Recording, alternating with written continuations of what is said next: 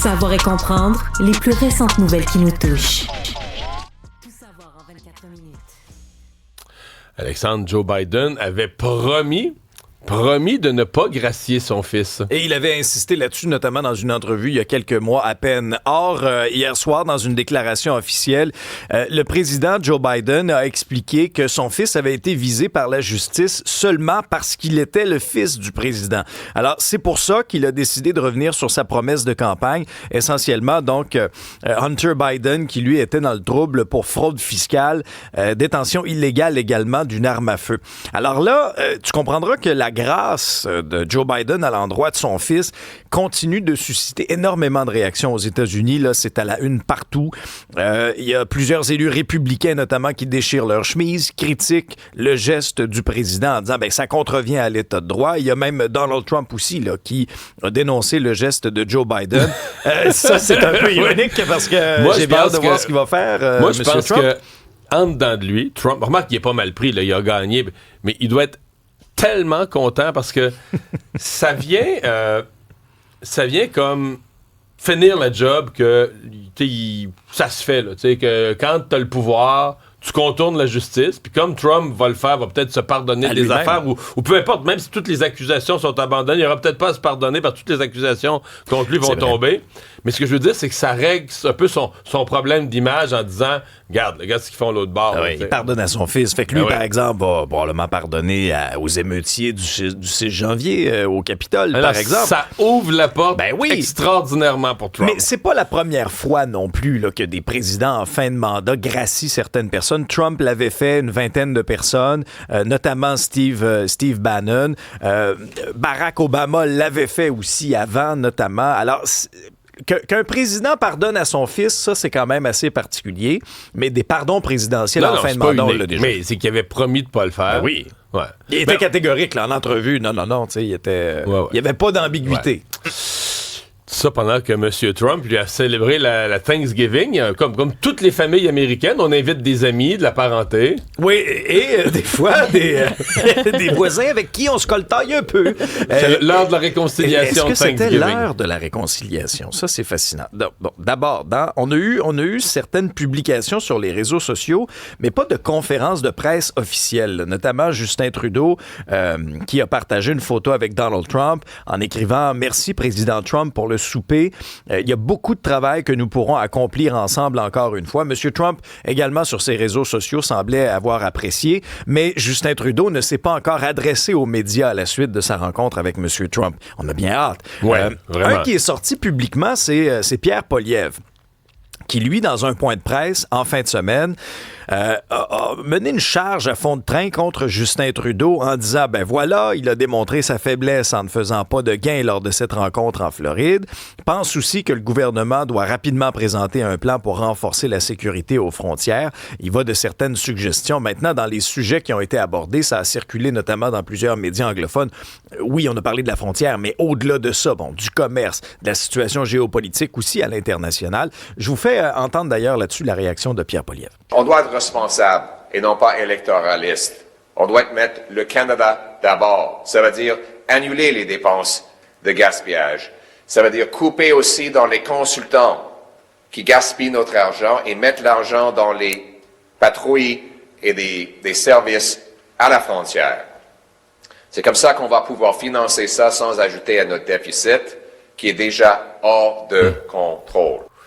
Mais je pense quand même que M. Poilievre a dû être un peu pris à contre-pied, surpris par cette rencontre obtenue par Justin Trudeau. Tout le monde l'a été, mais particulièrement lui, parce que ça redonne... Écoute, ça fait longtemps que Justin Trudeau, surtout après une semaine politique catastrophique pour M. Trudeau, où il y avait eu cette histoire de tarifs imposés par les Américains et son incapacité d'envoyer le chèque promis.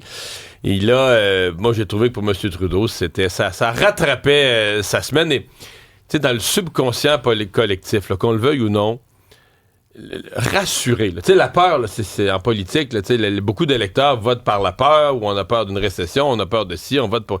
Et le côté rassurant de voir Justin Trudeau, juste la psychologie de la photo, de voir Justin Trudeau assis à côté de Donald Trump, tu sais, le public s'imagine, bon, ben là, ils ont pu se parler, puis tu sais, en privé, là, on sait pas ce qu'ils se sont dit, mais il y a un côté rassurant à dire, regarde, ils se sont parlé en privé, ils ont dû régler des affaires, puis Trump a pas l'air d'un matamor qui est sur le point de mettre notre économie à terre, s'est assis à côté de Trudeau, bras dessous, avec le sourire. Alors, excellent coup pour M. Trudeau. Là, il commence à être minuit moins une, dépassé chez Poste Canada. Il y a l'employeur qui aurait mis une proposition sur la table au cours des dernières heures.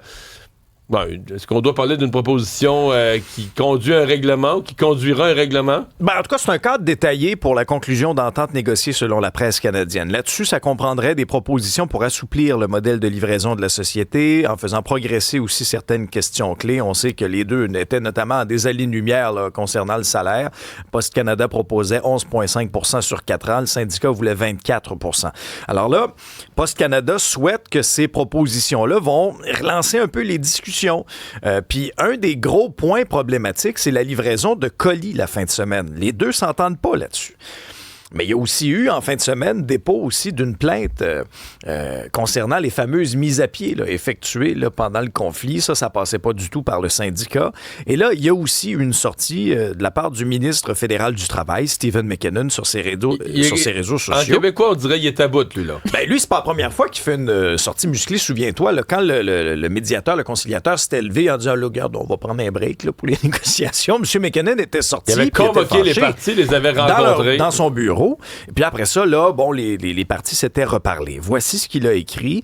M. McKinnon dit avoir rappelé aux deux partis qu'il est de leur devoir et de leur responsabilité de résoudre les différends dans un conflit qui touche tant de Canadiens, que la médiation ne reprendra que lorsque le médiateur spécial aura la preuve évidente que les deux partis ont suffisamment modifié leurs positions respectives, mais que là, malheureusement, il n'y a aucune preuve de déposer en ce sens-là. Pendant ce temps-là, les colis continuent de s'accumuler. On est au-delà de 10 millions de colis non traités. C'est aussi que le délai, quand il va y avoir un retour à la normale, quand il va y avoir un retour au travail, le retour à la normale, à mon avis, va prendre plusieurs jours. Et les citoyens, je pense, commencent à se demander, est-ce qu'il y a des colis qui vont rester accumulés dans les entrepôts, des colis de Noël, des cadeaux ou des choses qui étaient reliées à Noël et qui vont être dans les entrepôts encore le 24 décembre à minuit? C'est une très, très bonne question. Là, on a passé le vendredi fou. Là, ça va être le cyber lundi. Puis là, il y a eu toute la question des passeports coincés dans les entrepôts. En fin de semaine aussi, il y a eu les organismes de bienfaisance qui disent là, il y a des chèques qui ne rentrent pas de donateurs parce que c'est coincé dans la malle. Ouais. On me faisait remarquer en fin de semaine, quelqu'un me faisait voir que c'est une image, mais que sur certaines compagnies, sur leur site de livraison, pour dire aux gens, là, inquiétez-vous pas, là, on livre, ils disent, non, inquiétez-vous pas, on n'est pas avec Poste Canada. Tu sais est-ce qu'on s'inquiétait, puis moi, je m'inquiète pour les employés, je m'inquiète pour l'avenir de Poste Canada, mais quand t'es rendu que tu te vantes comme étant un synonyme de... J'y prends pas eux autres comme un synonyme de qualité de service, de fiabilité du service. Inquiétez-vous pas, on va livrer, on n'est pas avec Poste Canada. Mais ça, c'est les dommages réputationnels. Oui. Voilà. Ça crée une brèche dans la tête du consommateur. Complètement. Brèche, oui. Et un canyon, c'est ça le danger. Lion Électrique obtient un sursis, mais c'est pas sans un énorme sacrifice. Oui, 400 emplois donc qui ont été coupés, là, en tout cas du moins temporairement. Et pour ce qui est du sursis, initialement, ça devait être en fin de semaine. Et là, on a une prolongation jusqu'au 16 décembre. Pour essayer de trouver des investisseurs privés, éviter de se mettre à l'abri de ses créanciers. Mais si on se fie aux rumeurs de la fin de semaine, il y a des gens qui travaillent à l'heure actuelle, qui étudient des scénarios avec le gouvernement qui devrait en remettre. Ça, je pense que c'est incontournable. Oui, si le privé embarque, oui. Mais là, déjà, les dettes sont quand même assez importantes là, pour Lion Électrique, là, à Saint-Jérôme. Plus de 700 millions de dollars de dettes. Pas beaucoup de liquidités aussi. Donc, les mises à pied, les 400 employés, on parle des employés du Canada, mais aussi des États-Unis, puis c'est un peu tous les départements là, qui sont touchés. Il y a eu plusieurs réactions, notamment la ministre Christine Fréchette, via son cabinet, où on dit être tout cœur avec les travailleurs touchés par les compressions.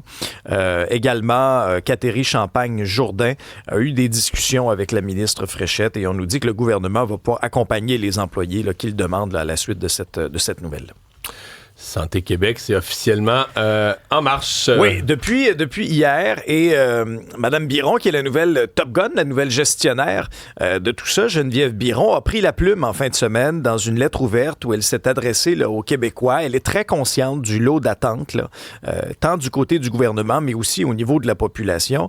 Et Mme Biron, a une grande responsabilité, va faire face aussi à la pression pour essayer de modifier le réseau. Elle ne sera pas capable de tout régler du jour au lendemain. Elle en est très consciente dans sa lettre ouverte, mais elle compte mieux faire et, selon son argument, regrouper les établissements en une seule organisation, parce que c'est ça, Santé Québec. Ça devient l'employeur unique du réseau de la santé, le plus gros employeur au Québec. 300 000 travailleurs qui vont être sous la gouverne de Santé Québec. Et ce qu'elle a confirmé aussi dans sa lettre ouverte, c'est qu'il y aura un plan de match de déposer là, au cours des prochains mois pour essayer d'accélérer le pas. Or, les résultats ne viendront pas demain matin. Là. Demain matin, si vous allez à l'urgence, vous allez encore ça va ressembler à la semaine passée. Vous n'aurez pas de médecin de famille là, demain après-midi. Ça va prendre quand même du temps avant d'avoir des résultats. Puis Mario, ça survient aussi dans un contexte où il y aura des compressions budgétaires. Ça part mal, qu'ils sont obligés. Mais ce que je peux dire, c'est que dans la direction de Santé Québec, ils se croient. Là. Je veux dire, le cynisme ambiant, incluant, je dois me confesser moi-même, le scepticisme ambiant où on se dit, ça peut... Ils l'ont pas. Les gens, les équipes autour de Mme Biron, les gens qui partent, là, qui ont formé, c'est tout nouveau, puis des fois tout nouveau, tout beau, mais tu passes souvent une nouvelle organisation avec un nouvel enthousiasme. Ils veulent que ça marche, puis ils pensent que ça peut marcher. Puis là, entendons-nous marcher. Là, tu descendras pas les temps d'attente à l'urgence à 2 minutes, là, tu rentres puis tu passes. Mais, disons, enlever au moins tous les surplus qui sont jugés inacceptables. On verra.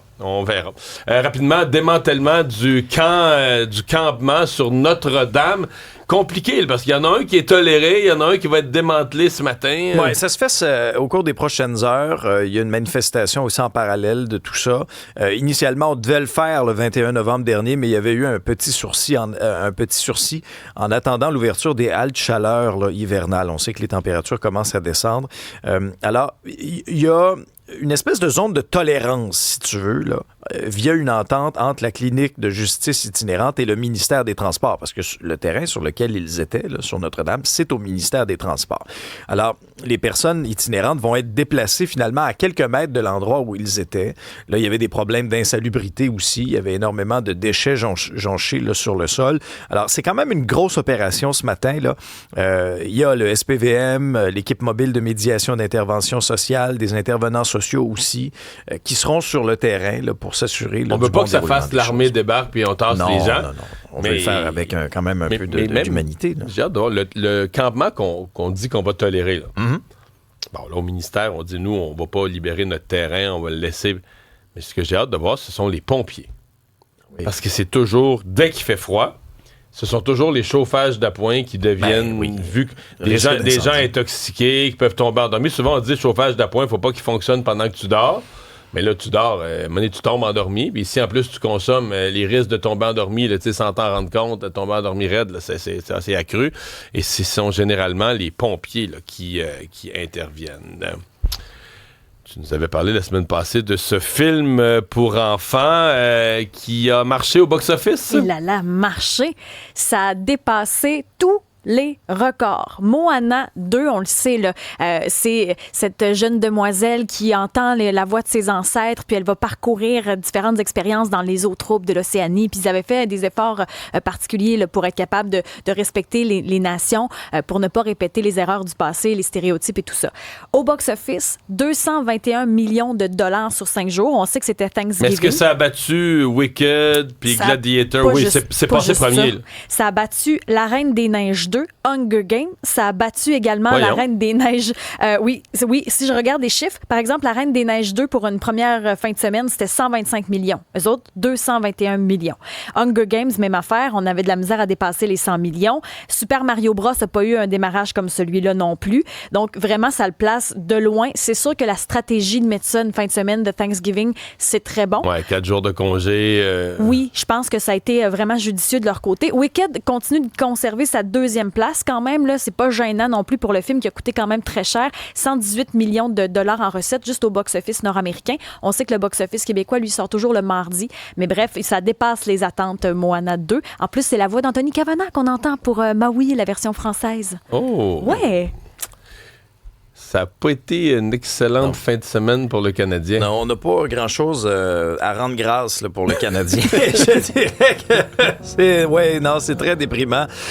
C'est très déprimant parce que, bon, on a perdu contre les Rangers lors du match de samedi. C'était un 2 matchs en 2 après-midi. Donc, une défaite de 4-3 pour le Canadien contre les Rangers samedi. Et là, dimanche, c'était le match du centenaire à Boston contre les Bruins. Et l'histoire du match, de cette défaite de 6-3 du Canadien contre les Bruins, ben c'est les 3 buts des Bruins en 70 secondes en première période, comme ça arrive trop souvent, encore une fois. Le château de cartes s'effondre, McAvoy, Pasternak et Coyle qui ont marqué 3 buts en 70 secondes. Là, Martin Saint-Louis a demandé un temps d'arrêt, mais par la suite, c'était terminé. Il y a eu une petite tentative de remontée du Canadien avec 2 buts de Caulfield, un but de Emil Heinemann, mais c'était trop peu, trop tard. Et ça a été un match, sincèrement, il est le premier à le reconnaître, là, un match horrible pour le défenseur Mike Madison qui a effectué un retour au jeu en fin de semaine. Là.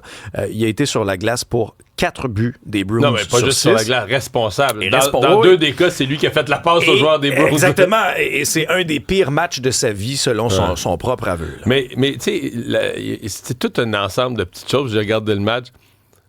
En partant, mettons, c'est Primo, là, le gardien, sur le premier but.